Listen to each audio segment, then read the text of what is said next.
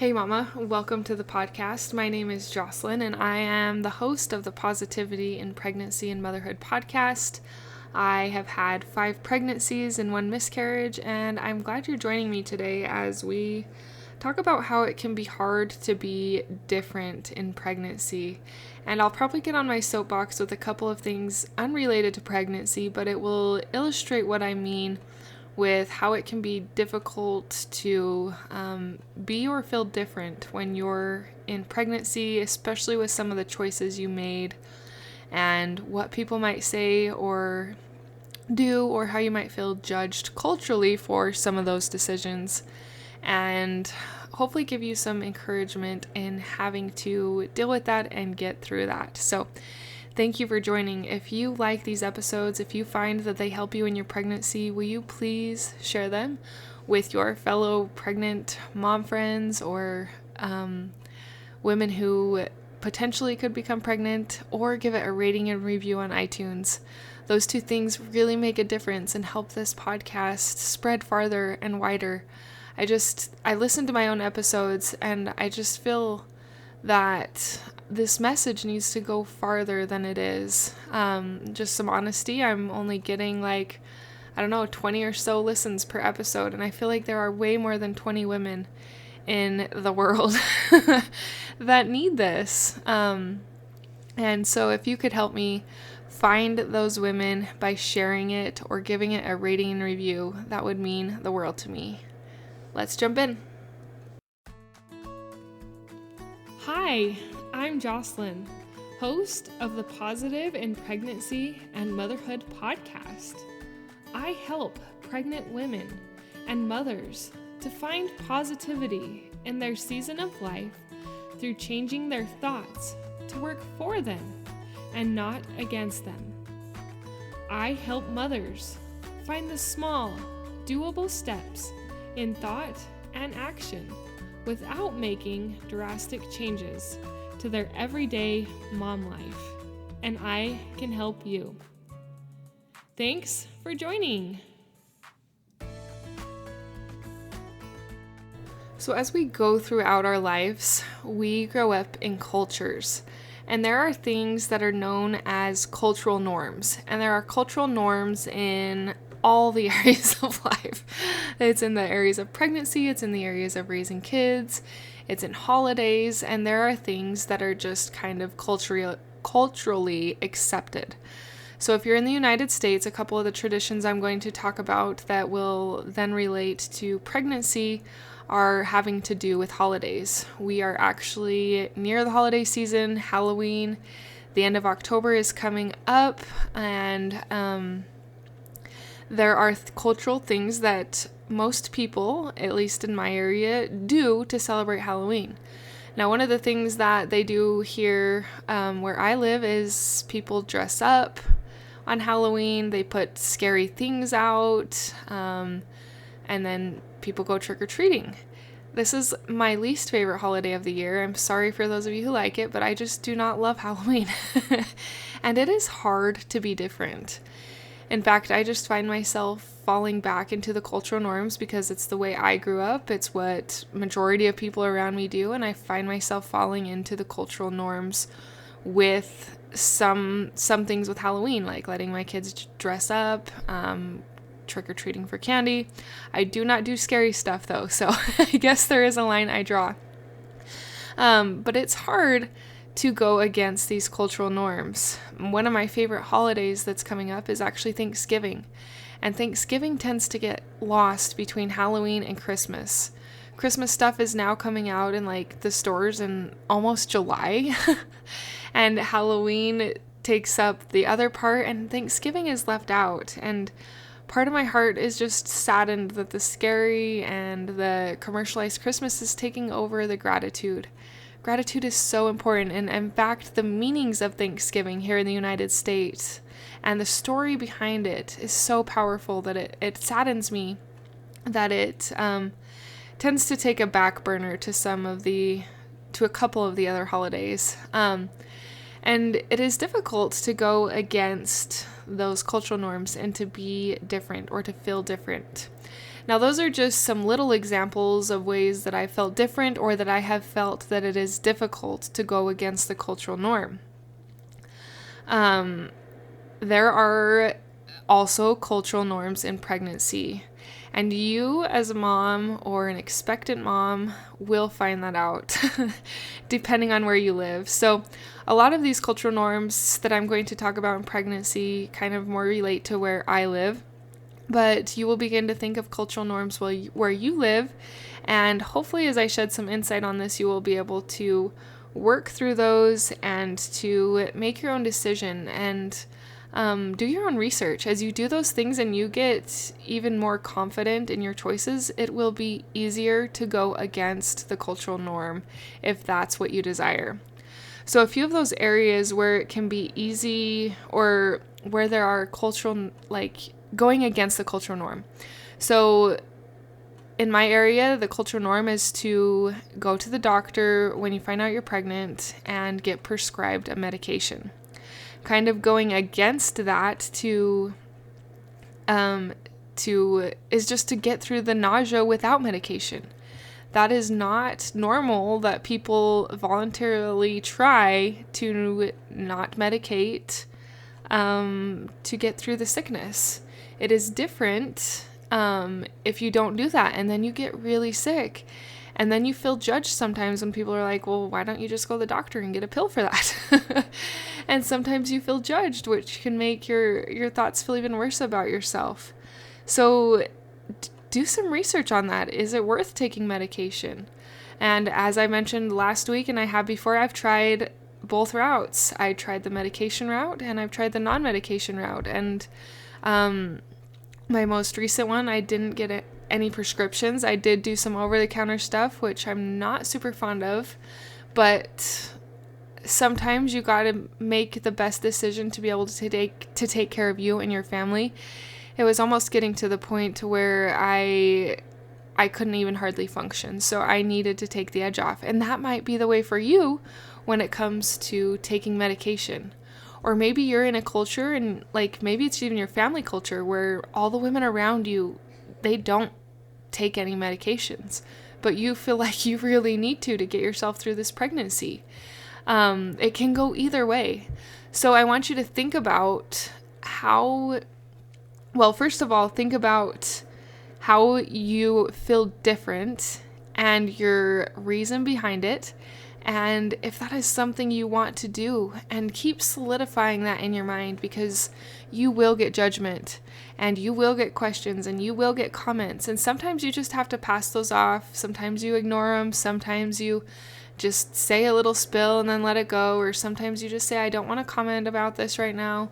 But nonetheless, it's not very easy to be different. Two other areas that I had noted that can be hard to go against the cultural norm will be if you desire to have a baby without an epidural, or without any medication, or you try to do or you plan to do a home birth. In some cultures, this is against the norm. In other cultures, or other cliques, if you want to call them, this could be the norm. And if you go to the hospital, you're out of the norm and people look at you weird, and it's really hard sometimes to feel judged by other people. And I think that's probably what I'm getting at with this episode, is that it's hard to feel different when you make these decisions. I know I've had people who look at me, or it feels like they look at me different or talk to me different when I tell them that I wanted to do an all-natural, unmedicated birth. They're like, why don't you just get the epidural? That will take away the pain. And so sometimes you do really have to think about those decisions. And I really did think about my reasoning for trying a natural birth, and think about your reasoning for trying a natural birth or for going to the hospital. I know friends and I have relatives who have chosen to go to the hospital because that's the best choice for them. They don't have a high pain tolerance, or they have to have C-sections for one reason or another. And I'm not telling you that there's one way or another way that's better than another. I've had a C-section myself. And so basically what I want you to get at is to be confident in the decisions that you're making, even when you get judged. And if you don't feel confident, that's okay. because sometimes it takes time, especially when it comes to something like childbirth, when you don't know how the childbirth is going to go. You want it to go great and you want to be at home, but you don't know. And so sometimes you might be a little wavery, and just either tell people I don't know, like, I'm still trying to figure out the best ways to deal with this. And I think it'll actually be something that you'll want to listen to the Holy Ghost or the Spirit on, to guide and direct you with how to handle people and their judgments. Don't dwell on their judgments too much, though, if this is a choice that feels really right to you. Because, Mama, that intuition does mean something. There's a reason you're feeling the way you're feeling, whether that's to go to the hospital, whether that's to schedule a C-section, or whether that's to try an all-natural birth or a VBAC, whatever have you. There's a reason that you are being pulled one way or the other. And I am all for mother's intuition. I feel like sometimes culturally that we don't trust mother's intuition sometimes. We just put a pill on it or give it a pill to try and make it better, and don't trust what the mother's instinct is. When if we would just sometimes trust our instinct a little more, it could really help us through some of these difficult things and being different. And as I was thinking about this episode, one thing that came to mind is, like, why do we do the harder things? Why do we not medicate when it could help us not feel so sick? Why do we try to have babies all natural when the epidural does help with the contraction pains? Why do we nurse our babies when it can be easier to bottle feed our babies? Why do we sometimes pick what seems harder? And this is kind of a simple conclusion. There could be a very long discussion about this. But why do the harder thing? And the simple answer that I have come up with, and maybe you'll come up with your own as you think about this, is that there is purpose in doing the harder thing sometimes. It might be a divine purpose, something that you have felt called by God to try and do. I almost felt like I had a divine purpose to get better at having my baby all natural with number 5. Number 4, I had all natural too, but it was pretty traumatic. Baby 5, I felt almost like a spiritual calling to get better at it, to try harder, and to do my best to make that experience better. If not just for me, to share it with those who are on this podcast, or even to my future daughters, to help them through pregnancies, or childbirth. It felt more natural. And there's so much research behind the benefits of natural labor for mama and baby. And this is, like I say, this is not an all natural birth pro episode, because I've had all of them. I've had an epidural, I've had natural births, I've had a C-section, and I understand the need, the time, and the place for all of them because I had been there. So I want you to gather from this episode mostly is that it is okay to be different. I give you permission to be different in whatever way that is in your pregnancy, and to go with it if that's what you feel. Follow your intuition. I know there are some moms out there who need to hear that, it's okay to follow their intuition when it comes to bringing this baby into the world.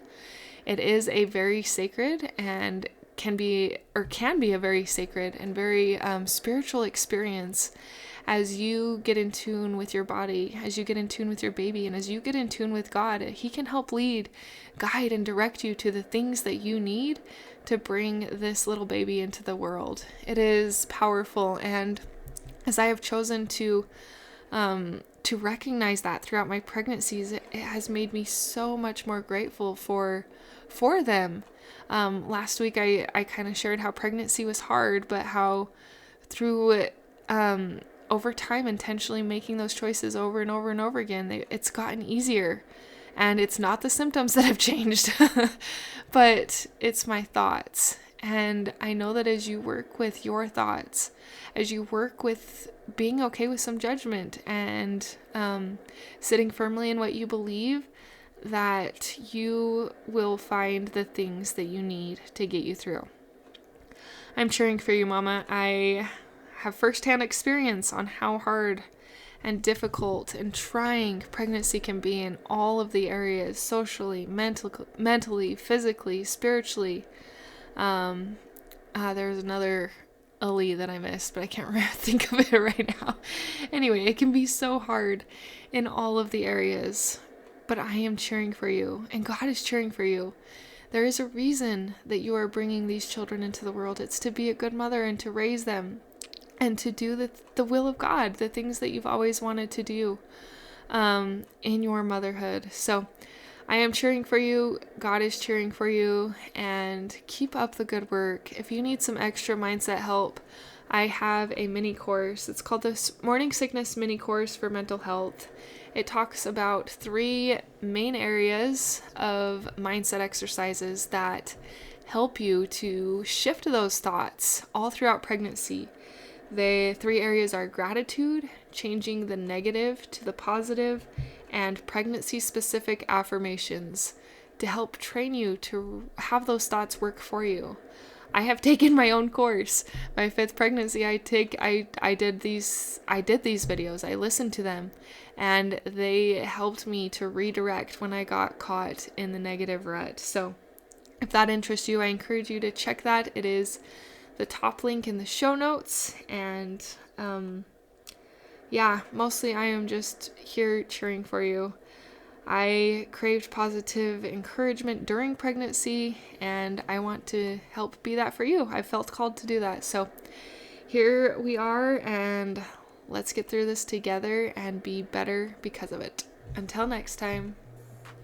Thank you for being a part of the Positive in Pregnancy and Motherhood podcast, for listening, for sharing, and most of all, for applying these tools into your own life to improve your own happiness so that you can find your own better thoughts for a better you in a positive pregnancy, in losing that stubborn baby weight, and becoming the mom you desire to be through taking small steps in thought and action to reach your goals.